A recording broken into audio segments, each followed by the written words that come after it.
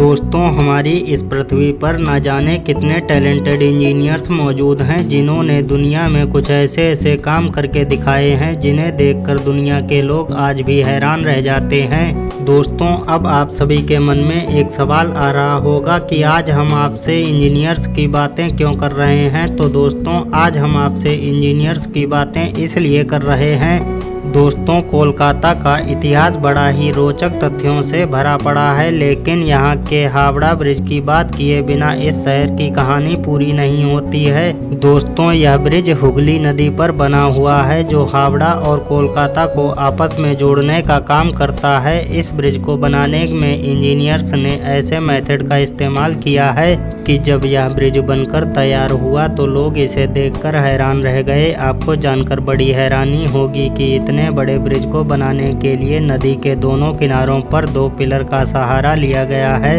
और नदी के बीच में इसे एक भी पिलर का सहारा नहीं है और साथ ही पूरे इस ब्रिज में कहीं पर भी नट बोल्ट का इस्तेमाल नहीं किया गया है। फिर भी यह ब्रिज 8 दशकों से वैसा का वैसा ही खड़ा है।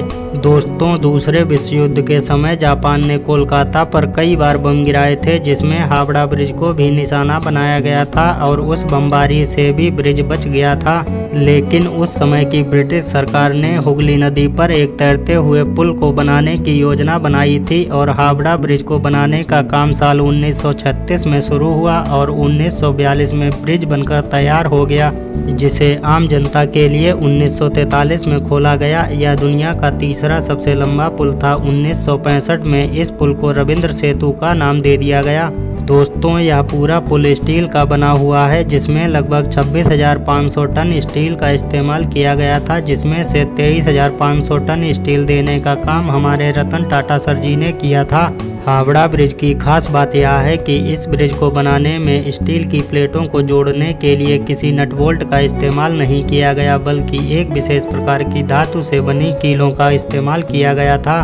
इस ब्रिज को बनाने में लगभग 333 करोड़ रुपए की लागत लगी थी। अगर यह जानकारी आपको अच्छी लगी तो इस वीडियो को लाइक करें, चैनल को सब्सक्राइब करें। Thank you, bye bye, take care.